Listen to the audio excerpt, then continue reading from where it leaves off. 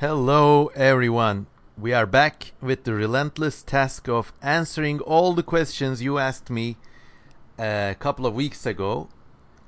This is part 4 of a long series, and let's see, I hope we can get through this day without a major accident, because my wife has a meeting and I'm now stuck on the balcony of our house as not to cause voice interference with my endless and raucous voice. So I'll proceed with the answers. I hope you're all doing okay. I hope everything is going well for you. Just a second. Okay. So without much ado, let's begin the answers. Now, before starting, I got 3 recommendations for you. First, donate to me please on Patreon. Even $1 makes a difference. Heck, you could make $1 of donation, keep it up for 2 months or something, and then just unsubscribe. That's cool too. You know, every penny makes a difference. So thank you. With your donations, I can afford more coffee or more bottles of water to drink. Yeah. So that's one. Number 2, if you're short on time, consider playing these videos in 2 times the speed. YouTube has an option for that. Makes me sound like a cooler guy. And also number 3, don't ask any questions under the comments. This is a video for answers to a previous question section. And heck, even that is proving almost too hard to manage. So here we go. Back from where we left off. Joel EU asks, where can I read Tangent Realms? If you go to my website, www.cmkozman.com, go to the books section and you can find it there. Interesting asks, how do I be smarter? I don't know. I think you can train yourself in certain ways, but I think it all comes down to an innate ability, I think. But certainly, if you read a lot and make a constant practice of reading books, like not digital stuff, but like proper paper books, and also reading books from cover to cover, no matter how tedious or bad they are, then you teach yourself persistence, and that way your memory gets trained. And you have to be doing this from a young age. And that's how it helped me. Also, it helps to, basically read a lot and be persistent. That's it. Being smart is such a vague and grand concept that I can't make any big recommendations for that. Okay, let's go. Bingolingo asks a mathematics question, and I really don't have the time to answer. What is x equal in 2 or 3x equals 70? Divide 715 by 203. American in it. How I not stupid? You're not stupid, bro. You're just special.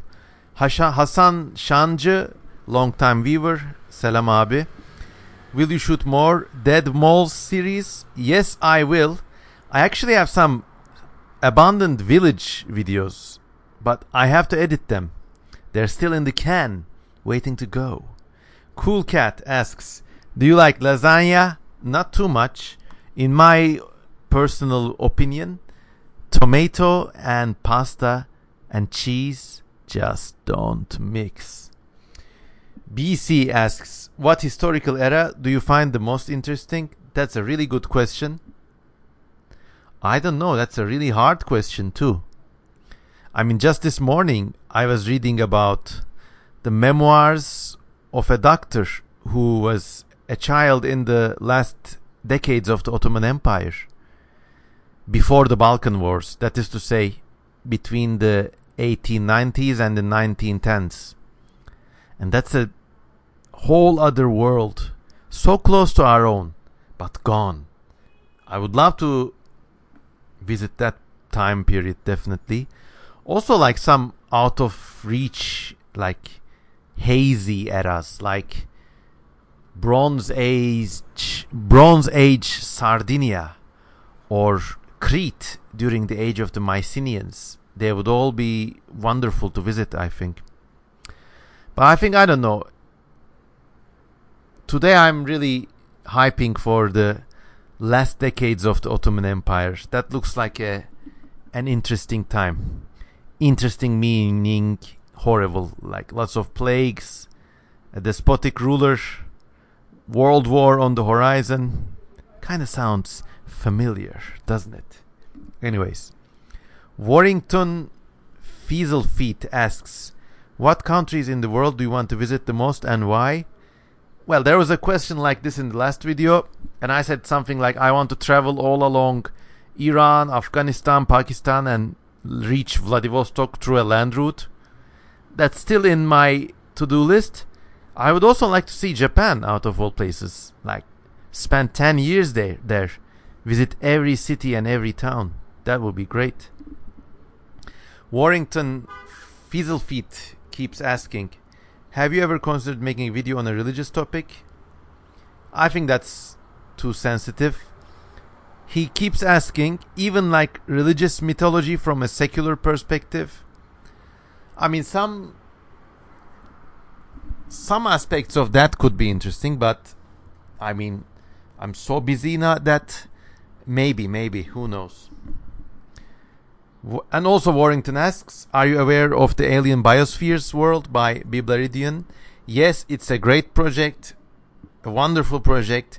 Biblaridion is a wonderful YouTuber, and he's a real expert at world building and conlangs. So go with Biblaridion if you haven't already. Hufeza Imran asks, what do you think about supernatural entities in holy books? Like jinn, Bahamut, ghouls, and like things like that. If they were in front of you, what would you expect them to look like? I mean, jinns are mentioned in the Quran, and if I encountered one, I wouldn't expect it to look like anything.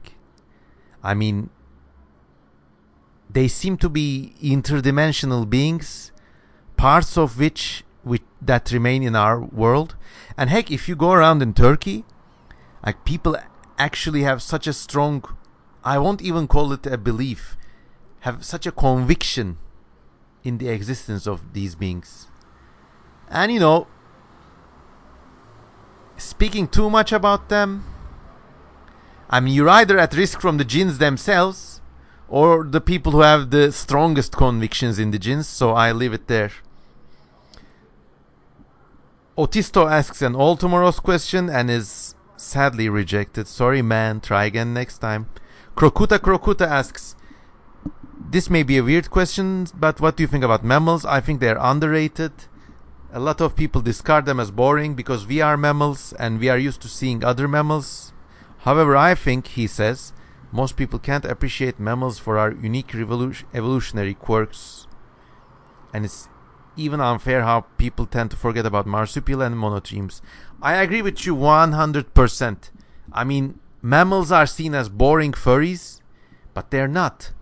They've got extremely complex social lives.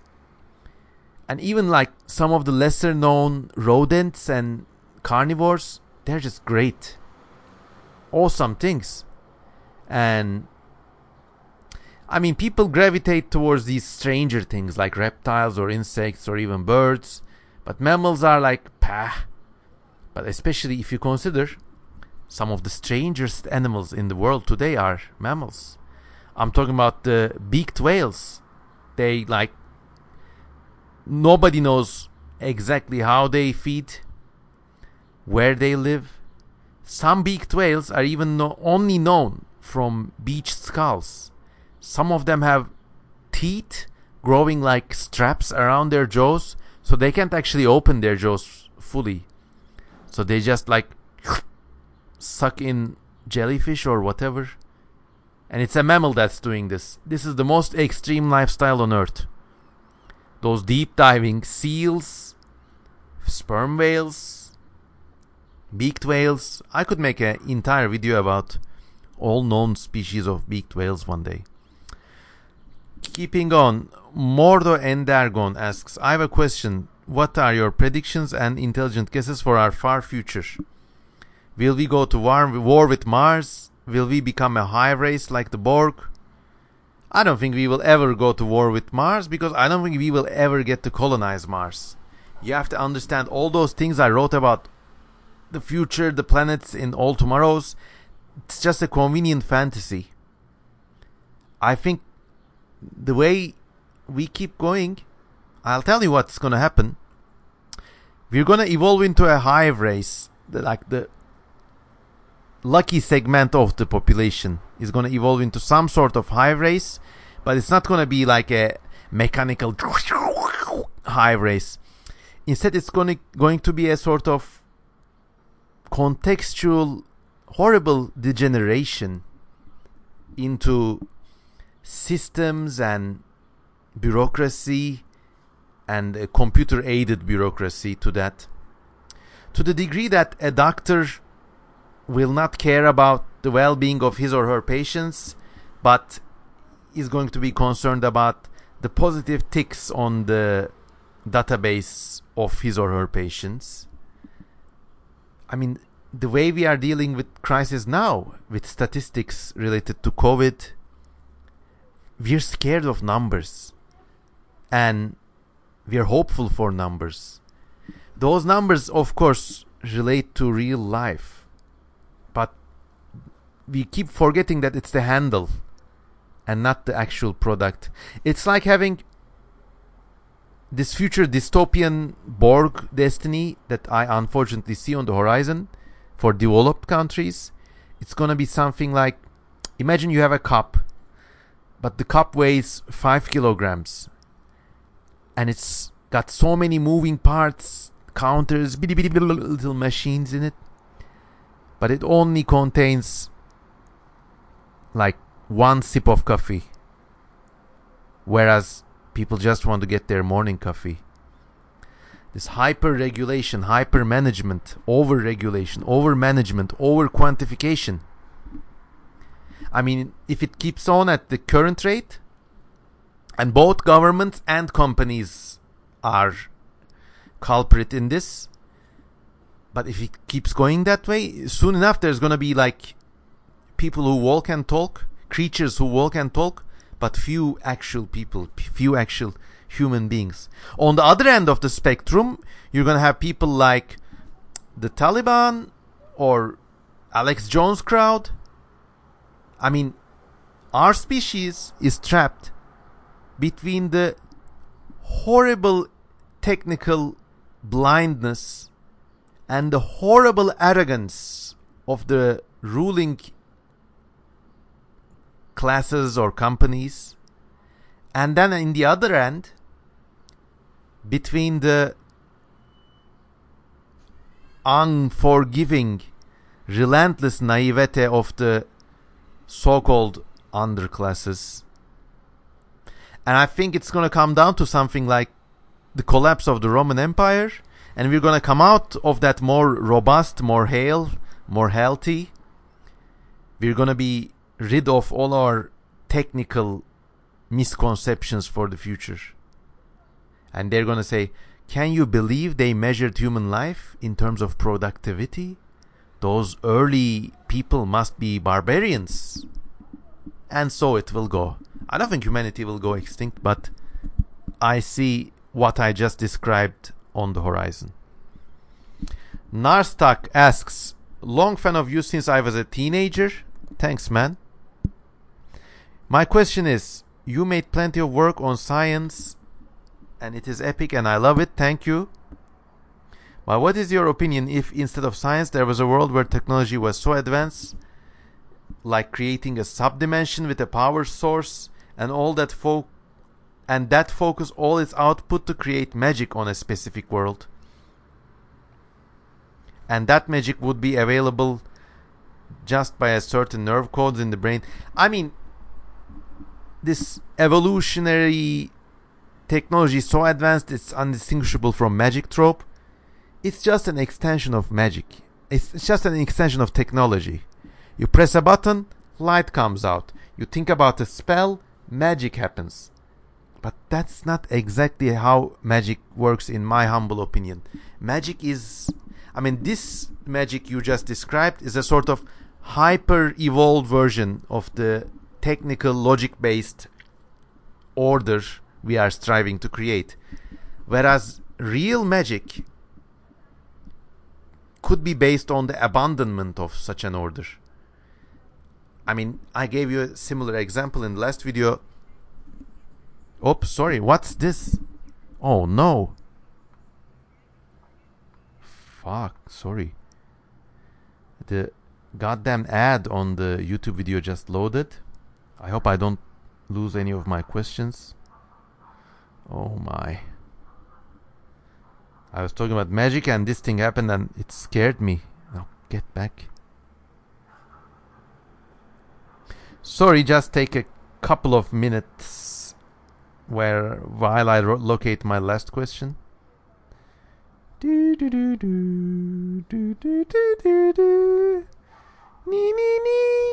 Okay, back in business. So I think magic should actually mean the abandonment of reason altogether. Imagine like someone stabs you with a knife, and to treat that, a magical solution would not be whispering certain spells and the person gets better, but instead it could be taking the weapon that wounded you and asking it to forgive that person, and suddenly that person is as if he has never been stabbed before. Sort of like not an inverse logic but a tangent logic. I think those avenues are more interesting to explore when it comes to magic in fiction.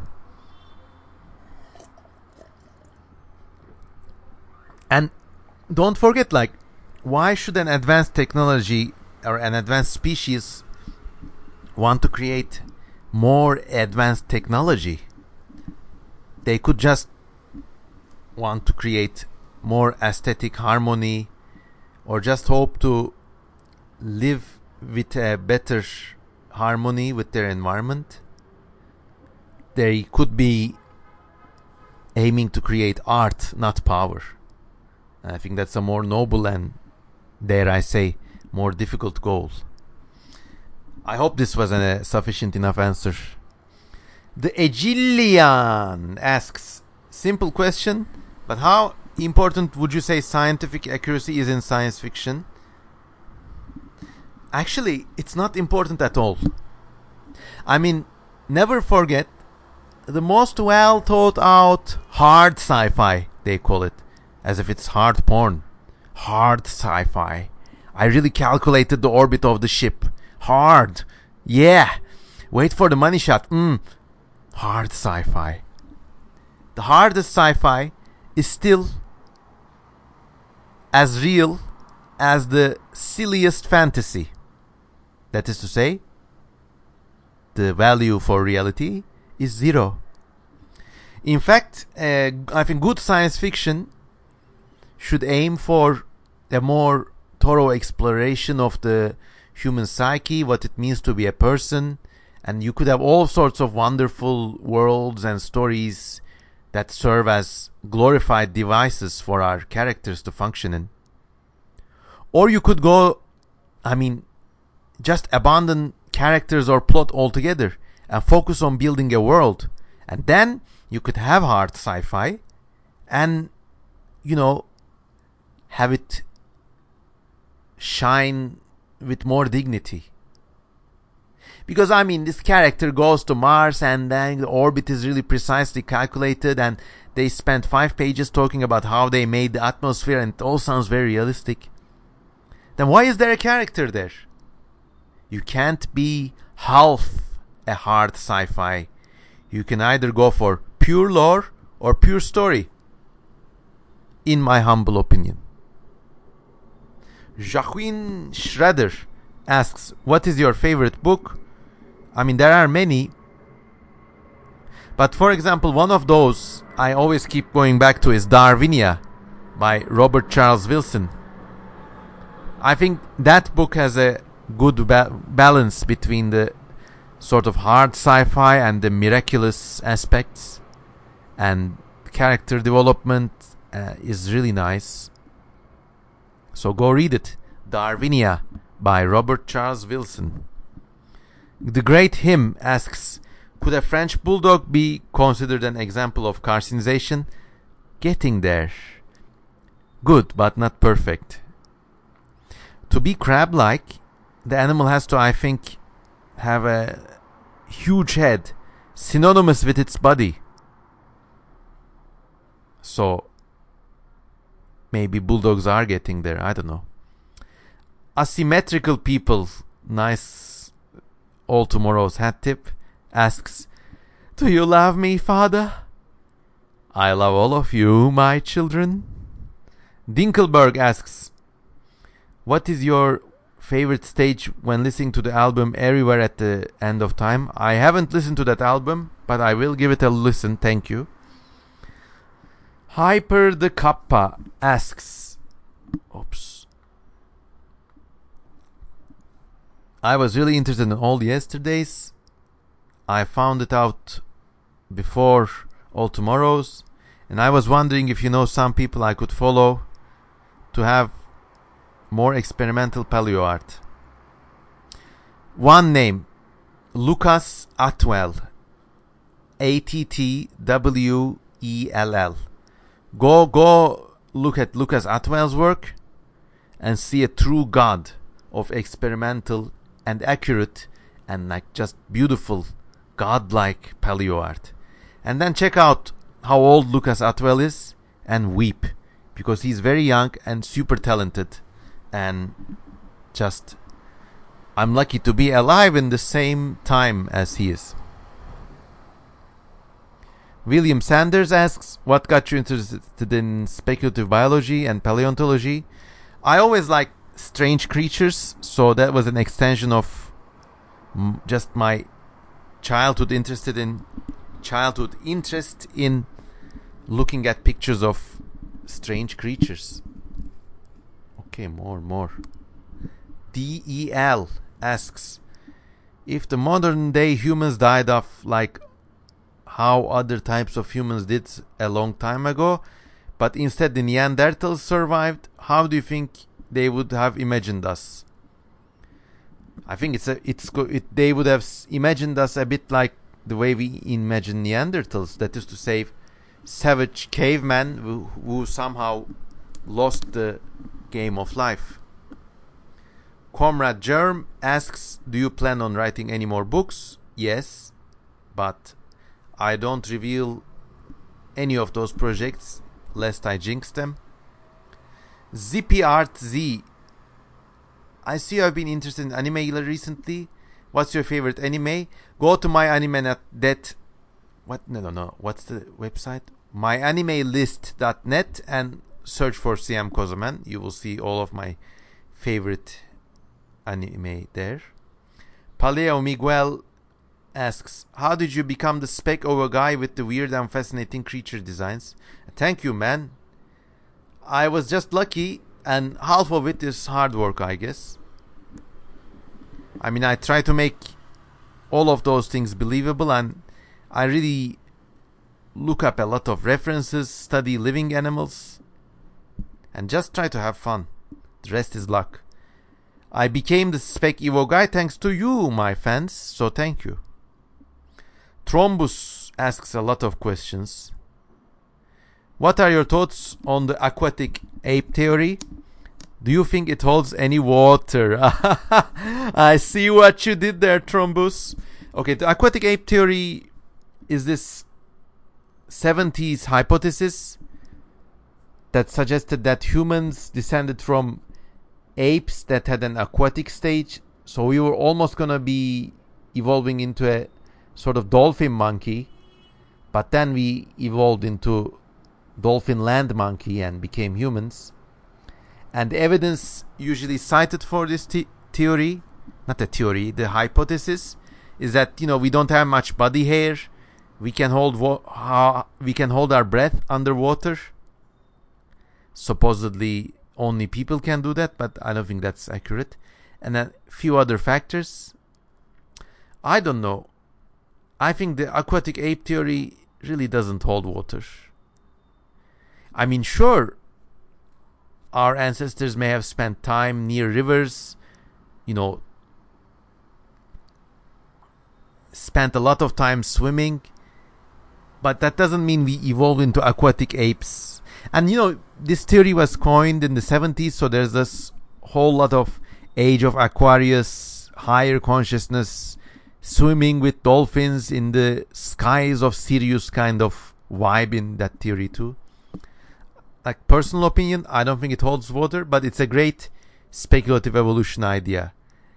I think, there was this documentary called Mermaids, and they said, what if some aquatic apes really stayed in the water and they evolved into the mermaids? But then again, you have this amazing radiation of people in the Pacific Ocean. I mean, they started out from somewhere like Madagascar and then spread all the way to Hawaii, New Zealand, without any sort of modern navigation equipment. We're not even certain which kind of sea vessels they used or how many waves of migration they were. So that's an amazing achievement in itself. And that's not really an aquatic ape theory, but a kind of root, tooth, and both human theory. And I just imagine if our planet had like another Pacific Ocean, and how would people evolve as they spread across that vast space of islands with their rudimentary boats, or were they rudimentary? That's a far more interesting subject to consider. Okay. What are your thoughts on the Fermi Paradox? In your opinion, what is the most likely solution? Fermi Paradox is the simple question, if the skies are full of alien life, there's billions of stars, even if 1 in 100 developed intelligent life, we would still be living in a universe full of life forms, and we would be getting all their radio broadcasts, but we haven't seen any. So the Fermi Paradox asks, where is everybody? The answer is simple. The stage in which intelligent people start to build radios, form companies to develop, sell, and market those radios, and form monetary systems to support that world economy. Because never forget, none of those discoveries are independent from the social and economic inventions that support them. In order to have mass radio broadcasts, you need to have loans for radios. Or in order to have TV, you need to have all those bullshit companies that want to sell their shit over TV. And of course, this stage is the stage before which these species begin to destroy themselves, or they slowly figure out that the meaning of life is not the construction of more devices and the growth of more numbers. So they go to a completely different paradigm. And I'm sure the universe is full of species like that, a bit like the elves in the Lord of the Rings. They don't want to deal with any of those technical demon traps. Instead, they just want to live in peace with their world and have a sustainable life. And if that comes, hey, it's just a part of life. Okay. The Thrombus keeps on asking the questions, man. What are your in your opinion, what is the most underrated, underappreciated taxa of organisms, extinct or extant? Flies.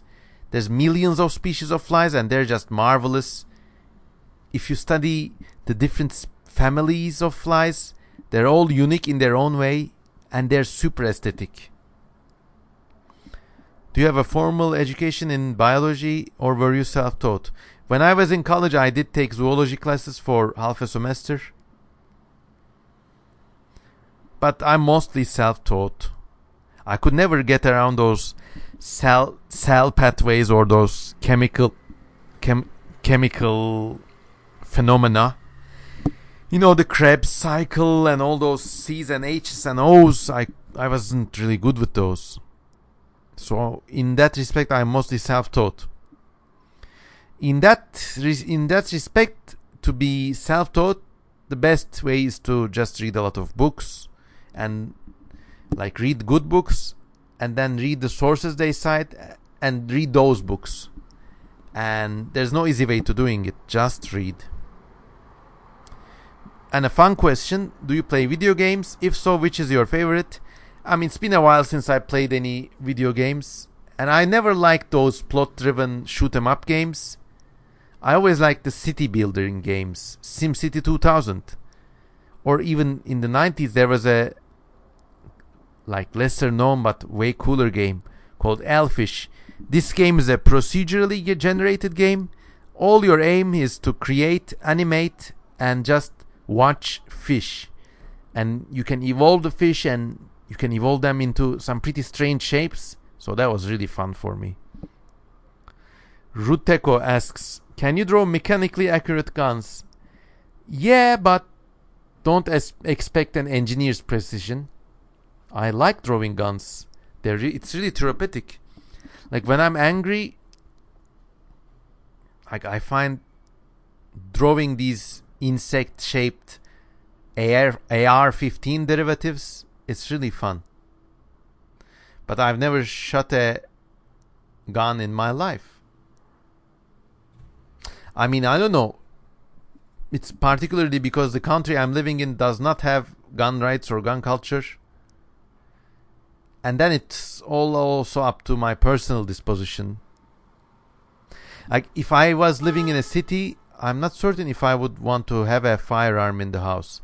But if I'm living in suburbia or the rural part of the world, I think my wife and I would have like one safe that opens only with 2 keys.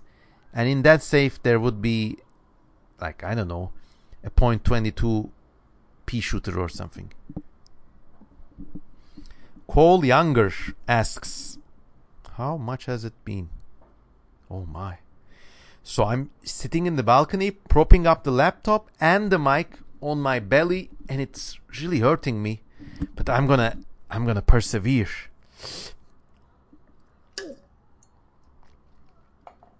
Mama didn't raise no quitter. I just have to unwind a bit. Okay.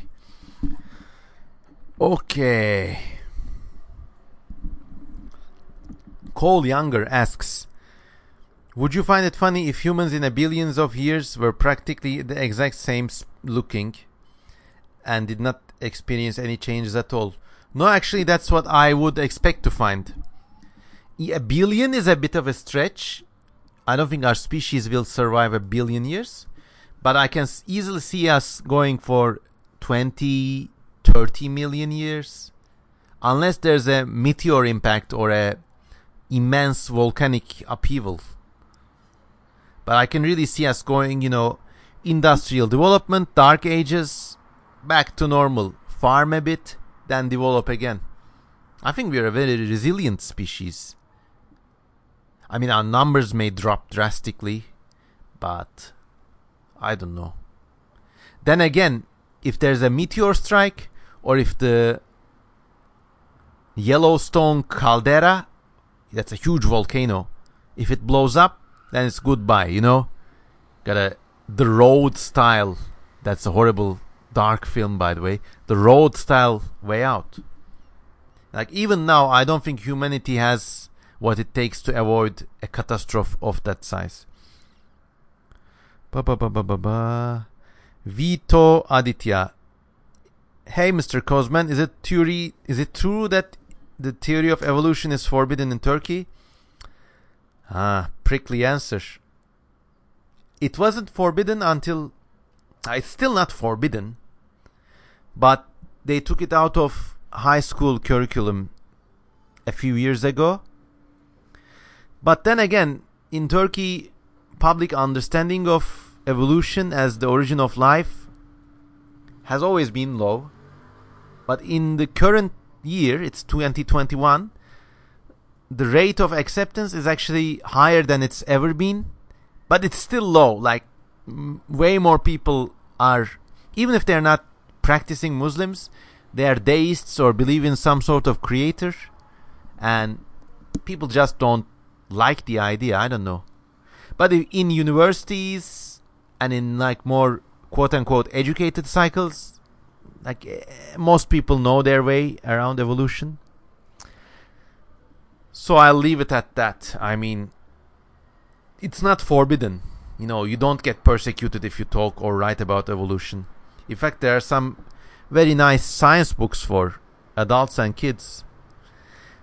But it's also become something of a class marker. I mean, the theory of evolution, it does lead to better scientific understanding. But it's also one of those things in which college-educated people want to set themselves apart. They use it to set themselves apart from, those unhealthy kebab-eating people who only deliver our food and repair our television, you know? So it's become a kind of class marker, and in that respect, I can understand why it's rejected or accepted. There's certainly nothing like those creation ministries we have in the US, though. Anyways. Reboot the Protogen. Say, I got a question. It's sometimes really hard to create genuinely surreal and weird alien life forms that look different from Earth life. Any tips on how to invent life forms that don't look like a scaly dog with 6 legs? What's wrong with a scaly dog with 6 legs? Maybe it's a scaly dog. It looks like a scaly dog with 6 legs. But if you look into its anatomy, you see those scales have been derived from calcium instead of keratin. And the 6 legs don't come from fins of a fish, but instead they come from muscular outgrowths of the body wall itself. And maybe it turns out the middle couple of legs come from the reduced vestiges of a shell. The thing I'm getting at is, if you try to have your life forms have a consistent natural history, then they will become original and consistent and good. And there's nothing wrong with looking like a 6-legged dog. It's the inner workings and the natural history that define how cool a speculative creature is. And Stego Tirano steps in and helps this guy. Okay. Amy Aubergine, long-time viewer. Hi, Amy. And she's always commenting in my videos. Thank you. Okay, what are your thoughts on the Resident Evil Cantos? Those are the computer games in which there's the T virus or the B virus, I don't know. And I only played these games like for a year in the 1990s or the early 2000s. And I remember the 2 best things I remember from Resident Evil. One is the badass guy with the eye in his shoulder. And at the end he turns into a train-sized worm or something. That was cool. The other, and I still can't forget it to this damn day, if you eat the green herb, it heals you. And there's a red herb. You can eat that too. Just have a slice of herb. That was really cool. Okay, Amy keeps asking, I mean, now we have people like Elon Musk counting on things like Neuralink, which will most likely become widely available by the dawn of this new century. I disagree. Neuralink is a horribly invasive, infection-prone, baroque, and resource-consuming luxury.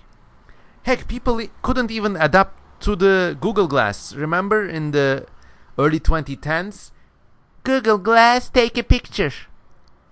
Glass, call my dad. Glass, go to Google. Like, I remember getting into a debate with a friend, and he was saying, I bet you actual money, 3 years later, you will all be wearing Google Glass. It's the future. And you'll all be saying, Glass, find me a hotel reservation. Guess what? It's been 10 years. You owe me money, chump. Google Glass. Come on. I mean, there were these news in which people walking around with Google Glass were physically assaulted. And even though I don't condone violence of any sort, it's really hard not to say that these people did not get what they deserved. It's a disturbing, invasive, and frankly inhuman technology. And Neuralink just takes that one step further. I can only see it working as a medical technology to help people with disabilities. But is that really cool for Elon Musk? I don't think he invests in anything unless it goes really fast. So I think there's great potential for these applications, but they have been in development for years. And Elon Musk just took those inventions and developments, slapped a cool name, and now thinks it's gonna usher in what's it called, singularity or something. So I hardly and seriously disagree with these claims, and they need to be questioned. Then Amy keeps asking, sorry Amy, you've been commenting so enthusiastically on my videos, but here I am smacking down all these techno-utopian fantasies. I hope you don't take it the wrong way. Okay, she keeps asking, what if we took an almost sci-fi Dune-esque perspective and looked towards a more biological route that isn't eugenics based? Also, do you like Dune? I still have yet to read Dune. I only hear good things about it. I think I'll see the movie before reading the books. They're on my to-read list, up there with Tolkien's Lord of the Rings and Silmarillion and all those other books. One day, I will get to them. After I finish reading all those dusty, strange memoirs by Italian, Turkish, and British people in the Mediterranean world. So the question is, Resident Evil, okay. In the Resident Evil game series, oh my god, that's a plane. Listen. This mic has really good sound reception. Okay, in the Resident Evil games, there's these things called the T virus, the C virus, whatever. And there's this evil company that uses them to turn people into zombies. But I guess I don't know too much about the lore of these games. But I think it's all done so that the viruses make people move on to the next stage of evolution, whatever that is. I mean, okay, something like that is 99% implausible. You're never going to have viruses that turn people into monsters or mutants, and it's never going to be that effective. You can have potentially, like if there was an organization strong and resolute enough, they could spread something like the COVID virus, bioengineer some sort of virus. So everyone in the world gets a bad cold, some die, but the survivors have this improved genetic adaptation against diabetes in the next generation, or malaria or something. I mean, it all comes down to boring things like that. There's no gene for high intelligence or like a next stage of the human evolution. There are no genes for that. What you define as the next stage in the human evolution is a artificial and man-made set of parameters, a man-determined. I mean, mass virus infection could result in some traits, but we're not organized enough to do that. Okay. But thanks, Amy. Pezesito Wash. That's a cool name. Could you include a giraffe-sized and roughly shaped amoeba in a future project? Maybe. Is it going to be a shoggoth? Is it gonna be a Lovecraft Shogot? Bread Gang. What's the main inspiration for your books? Life and a pursuit of otherness, I would say. Miles Dayton. What got you interested in natural history? I answered this question before. Mike Knight asks my favorite color. It's yellowish tangerine. Colesaurus dixoni. If a human-caused mass extinction event happened, nuclear fallout, etc., what organisms would survive? A lot of organisms would survive, but they would be the smaller, more adaptable kinds, like rats, cockroaches. And also never forget that there are a lot of parts of the world that we don't live in. So, I mean, some Arctic or Antarctic species would survive. I don't know. If you want to find out more about this event, read After Man by Dougal Dixon. It's a great book. Nafan asks, can you post a drawing process video? Such videos already exist on this channel. Ryan Eli Alcantara. Hi Siam Kozaman, no question, just a simple thank you. Why, thanks man. These are the best comments. Thank you. Have a nice day, Ryan. Kyle Sloan. If I remember right, he says, you brought up with Alt-Shift-X, thinking lore has become more important than a product of said lore. What is your favorite example of that? Okay, to unpack, I think there's a new strain in science fiction and fantasy these days that no one is noticing, and it's just lore and world building for their own sake. So there's no character, there's no Frodo Baggins, there's just the Middle Earth, and it's just descriptions of this world and its history. And those type of world building, lore building exercises, they're so cool and so fun, and they're almost as enjoyable as the stories themselves. So I think there's a huge market and a huge niche waiting to be filled in by those lore building exercises. And I think the internet has made them more viable through the hyperlinked wiki system and whatnot. And my favorite example would be the SCP series of stories. I mean, just Google the letters S, Sigma, Charlie, Papa. Google them, and you will see this entire world of these weird entities, horror, strange, creepypasta type stories. So supposedly there are these supernatural weird entities called SCPs, and this is all crowd generated. That's what makes it so beautiful. And consistency has been agreed on.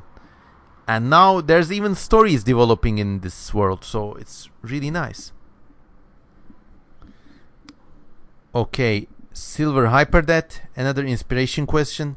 Go to cmkozaman.com. Click the inspiration tab. You will see about it. Soldi Katze. What are some world building ideas you wish you could do, but either don't have time, resources? Ooh. Let's see. There's so many. Maybe some Tolkien style world with actual languages and people and ethnicities and their histories. That would be cool. Thomas Strimple, long time commenter. Hello, man. He says, could the practice of reconstructing extinct animals radically change in the future like it did when you published All Yesterdays? And what does the future of paleoart as a community look like, he asks. I mean, maybe, possibly. I mean, that's the good thing about art. It never stops evolving. So, maybe we will see a return to scales with some of the bigger dinosaurs. And, you know, maybe there's nothing wrong about reconstructing some dinosaurs as big, slow animals. Because some warm-blooded animals are big and slow. I think the future of paleoart as a hobby and community is really bright. But sometimes I think there are these old masters, like the famous muralist. I forgot his name. I'm still trying to remember the name. There's this great artist who did these amazing murals of extinct mammals. I forgot the name. You'll remind me in the comments. But or artists like Charles Knight or Zdeněk Burian. People who work with actual paint and take years or months to make a single painting. I think we are slowly losing masters like those. But then again, we are getting these amazing artists like Lucas Atwell. So I think that end of the flame also is never gonna be dead. So it's a good time to be a paleo artist. Pretzel and Co. Oh, this is a great question. What's your favorite pasta shape? It's the couscous, not the exotic meal type, but where I live in Turkey, there's this kind of pasta called a couscous, and it comes in the shape of little bitty bitty bitty dots. Cook that thing in butter. I could drink it through my nose. I could ingest it through my skin. I love it so much. What else do I like? I like those butterfly shaped things. Like properly cooked, they're like almost like meat. And I like those Asian noodles. Ramen, udon, all those. Those things are great. Noam Hessler asks, with the advent of rendering technology for home computers in the West and non-Western countries, do you think there's hope for independent science fiction films capable of matching the special effects of Hollywood blockbusters? Yes, and yes, definitely. I mean, a few months ago there was this Warhammer movie, Astartes, just one guy in front of his computer, and every detail, everything was so well done, and the company could not do anything like it. Because here's the bare bones. Things like films come off better when they're under the total control of a single individual. When you got a company trying to meddle in, or like managers or these career creatives whose job it is to like make these administrative decisions, it's always going to be a mess. All those films like the last Star Wars film, Rise of the Skywalker, what a rip-off that was. I think there's gonna be a lot more animations, short films, and they're gonna be more memorable than what the major studios are pumping out now. Of course, those will also continue to exist, but I hope they smarten up and try to give individual directors more freedom. That's the thing with creativity. I mean, that's the one area in life where democracy doesn't always mean better results. It has to be the vision of one person. Now, who that person gets to be, it's up for debate. Stunning View. Do you have an interest in World War II? And which kind of history type of World War II that you already know much? I'm somewhat interested in the Second World War. Like, okay, there are these in Greece. Actually, there used to be these World War II quote unquote history magazines, and maybe they still exist. And in every issue, they would have a fucking cutaway of a Messerschmitt fighter, or like the uniform details of the SS, or Germany's offensive against Russia in World War II. You see what I'm getting at? These guys were like borderline Nazis, which was even more ridiculous because Greece itself had been invaded by the Nazis.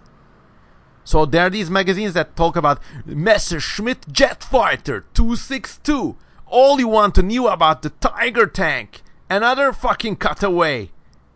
And then these magazines would almost say nothing about, I mean, they would have pages about the Battle of Britain, and you know, they would have things like, if the invasion of Britain by the German forces succeeded, what would happen? My friends, it's outside the scope of this history book. You know, these like barely Nazi types. But they would have all those shit about those Western Front stuff, but not a word about German atrocities in Greece. Not a single word. Or not a single word about how the British turned on their wartime collaborators, and actually the British had a full-on offensive inside Athens proper, with like Spitfires strafing the streets. They destroyed the left-wing resistance against the Germans because they were afraid they were gonna help turn Greece over to the Russian side or whatever.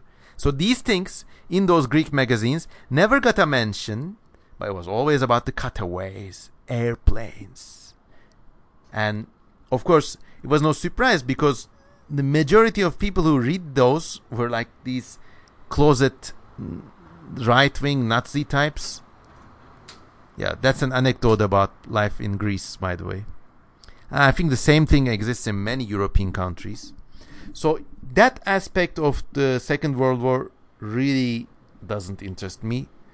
I really am curious about the night fighters, though. The German night fighters versus the Allied Bomber Command. And for a while, I mean, these night fighters were so successful that it was only through a statistical anomaly that the Allies found out, well, a lot of our planes are getting shot in this precise section of the tail. Do you think it's a secret weapon or something? And they trained their observers or airborne radars, and boom, there's the Nachtjager sitting there like an improbable demon. So that area, I would like to read more about that area. What else? I don't know.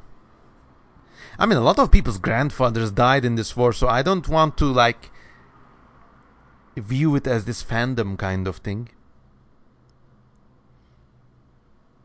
The German invasion of Crete and how the Allies and the Germans fought this Star Wars type war across the Aegean, that's really interesting.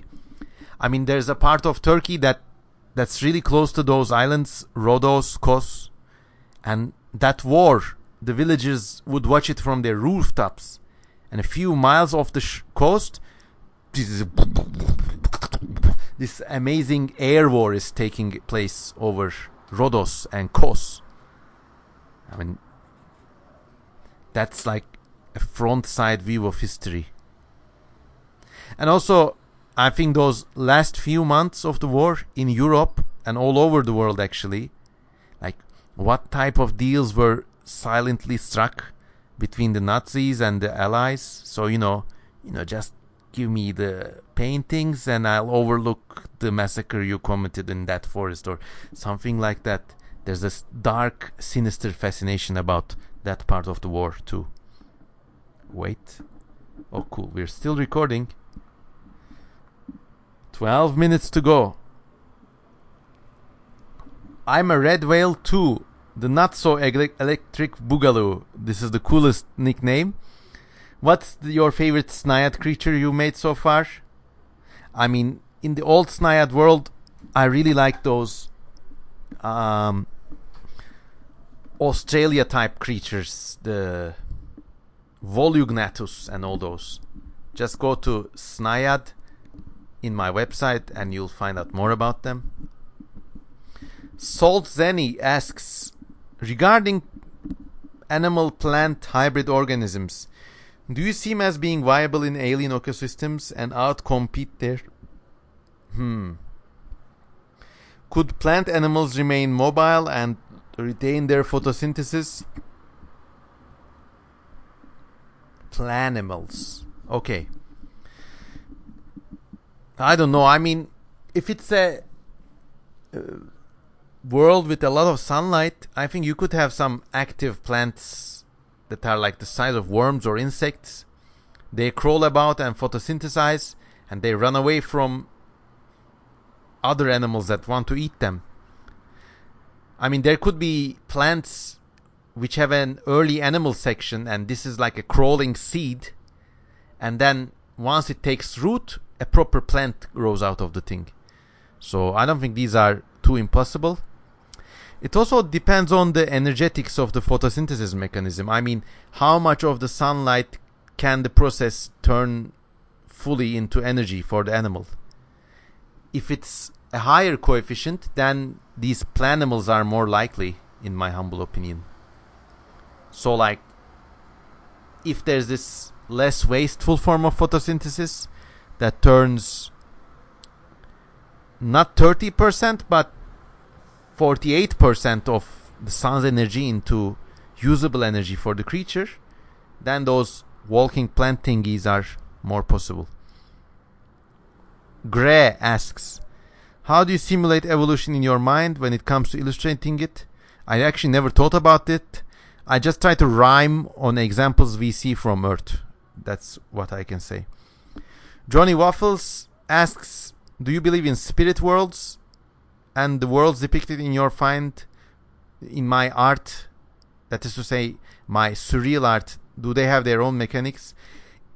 I paint those things just to have fun, and there are patterns in them, because like any other person, I'm a pattern seeking and pattern building animal. So there's a consistency, but I never want to have any mechanism or lore in that world. I want everyone to go into that world and come out with inferences or world building hints of their own. About spirit realms, maybe, who knows? Maybe we'll find out. Maybe we'll all find out. I'm on the fence. In my heart of hearts, I hope that time is eternal and everything everyone or any being has ever done or said is endowed with a sort of sentience just through the virtue of having existed. But there's no way I could prove or disprove this statement. It's just something I have. Vince Media, what's your biggest inspiration as an artist? Answered this one. What got you into paleontology? Also answered this one, I think. Donkey Kong Max, what's the current status of Cryptozoological Volume 2? It's a cryptid. I answered this question before. Go check out the previous videos. Jason Berger, have you ever made a concept for how life might have evolved on Mars before it became the wasteland it is today? Like briefly, as a child, I sketched out these Martian creatures. There were these like extremely skinny animals with a balloon-like chest and like winglets, so they could puff up their chest, jump like a grasshopper, and flap about. So between their wings and the balloon kind of gas in their chests, they would drift around. Those were my Martians. Okay, GG43. What is it like as an artist writer in Turkey? It's marvelous, thank you.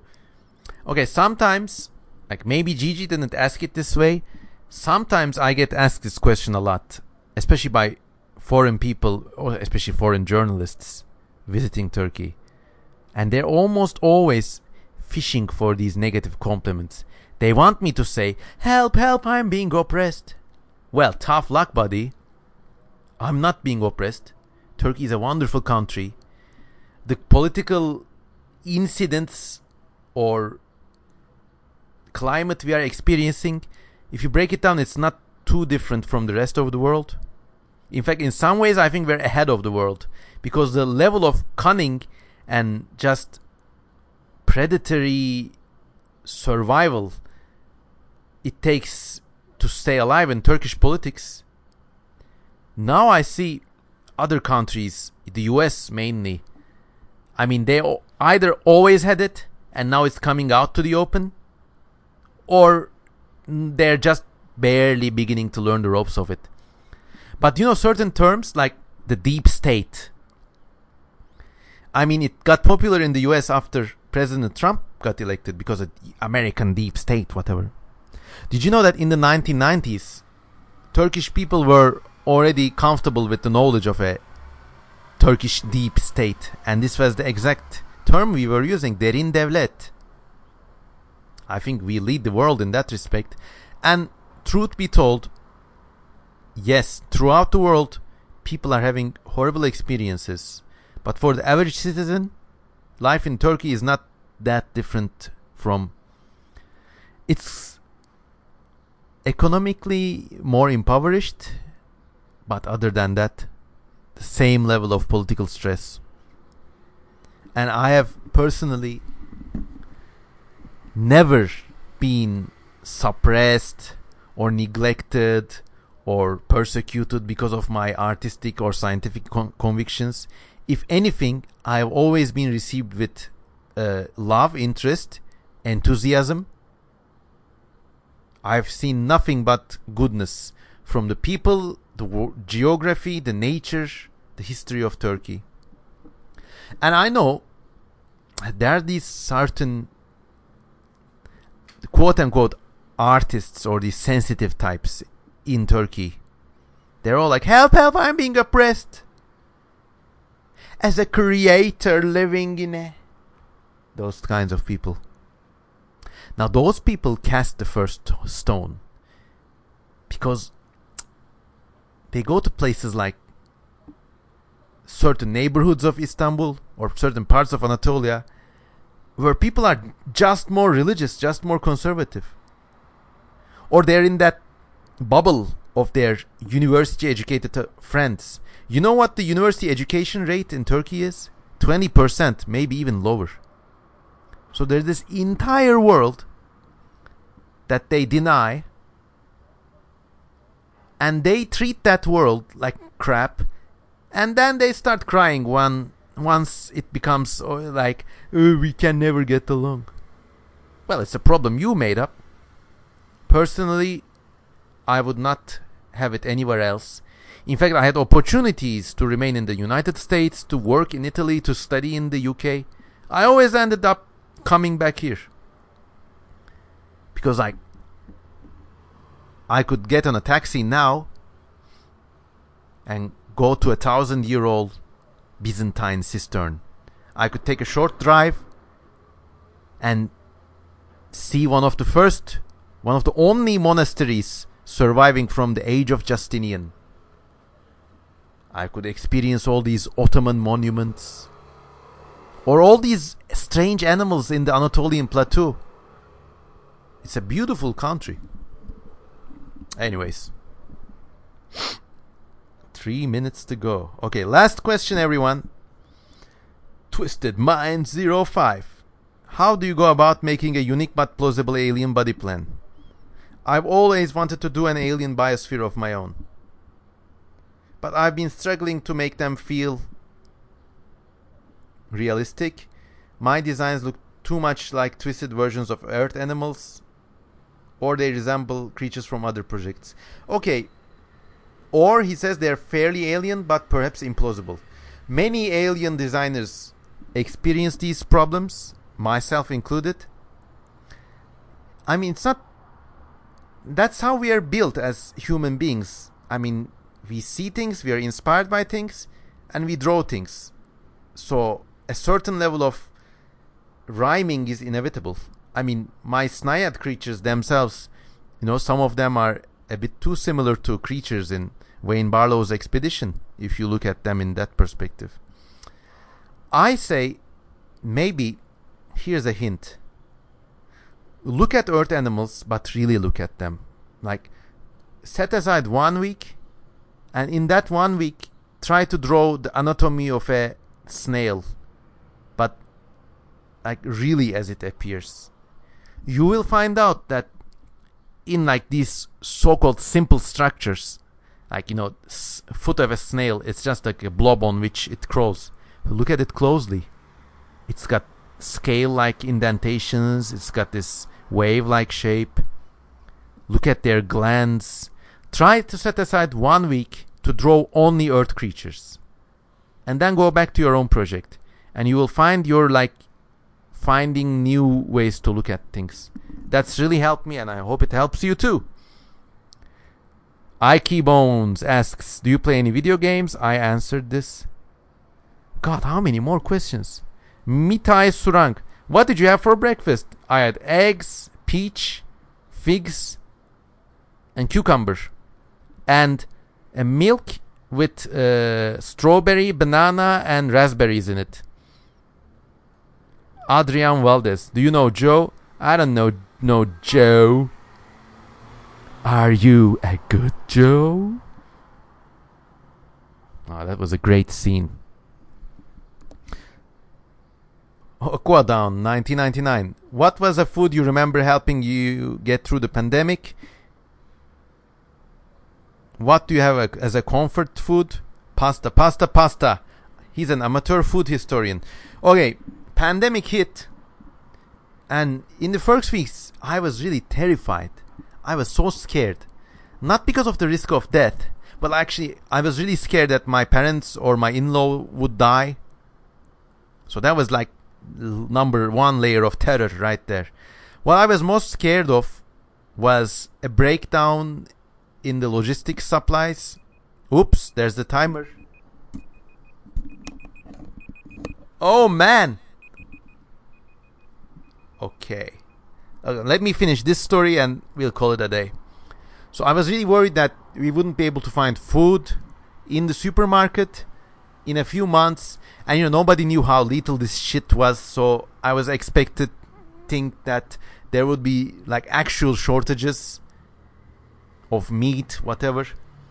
So I went back to the supermarket and bought like 16 bags of the cheapest pasta I could find, and lots of salt and olive oil. And I imagined that if the worst came, we could at least, cook pasta and eat it. And of course, also happened that I love pasta. I could eat my way through a tunnel of that stuff.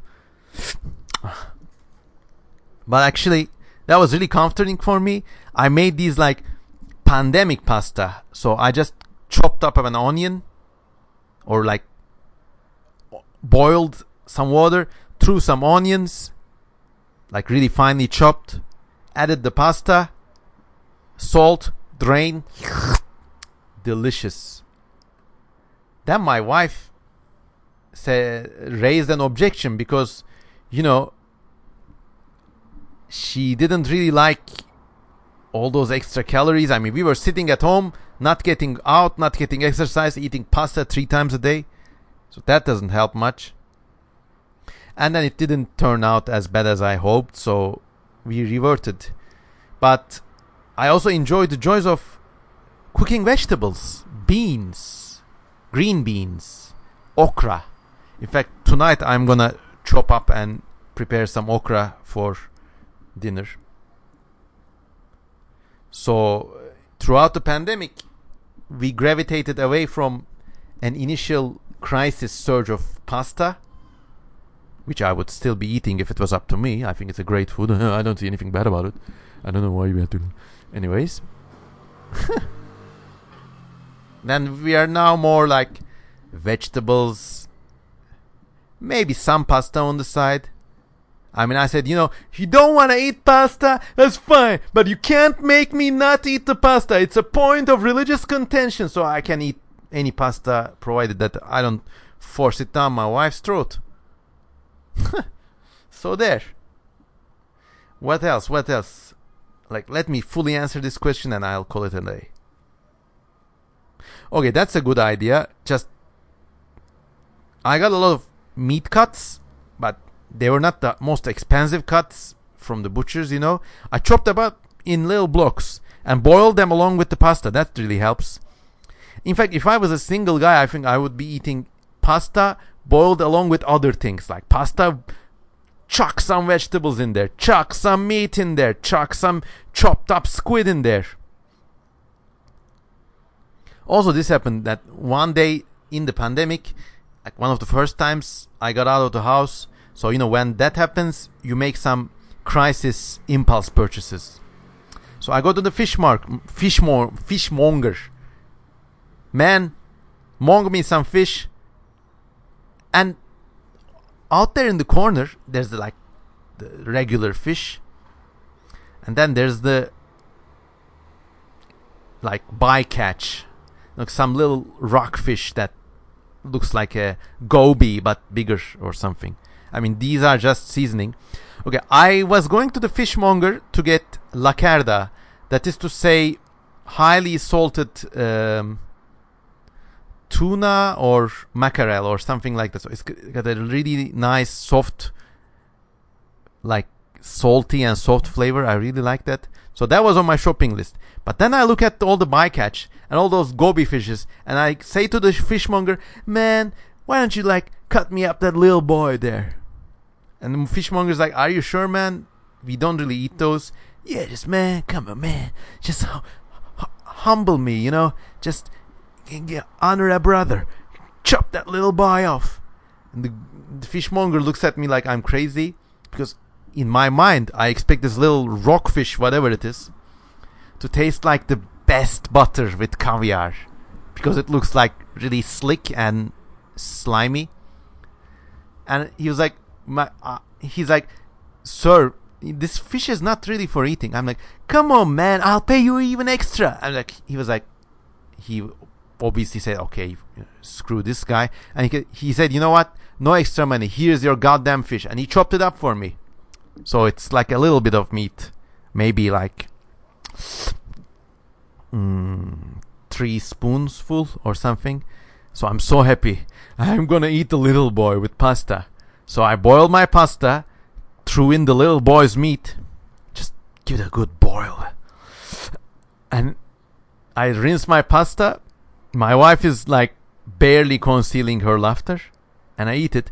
Turns out the little boy tastes like crap. Oh my god, it's like the stalest bottom of a shoe. Can't even eat it. God damn you, little boy. You messed my pasta. And pasta itself is contaminated by this kind of starchy... it made my teeth go rough, if you know. But, I asked for it. So I ate all the little boy's meat. Don't want it to go to waste. And then all the stale pasta too. And, cause and effect. I had a bit of an upset stomach. But it was worth it. If I see the little boy in a fish stall, I'm still gonna eat that little boy. In fact, you know what I'm gonna do? I'm not gonna even chop it up. I'm gonna put that little boy in the blender, turn it into little boy juice, then boil that fish juice and use it as a sauté sauce. Maybe then I'll be successful.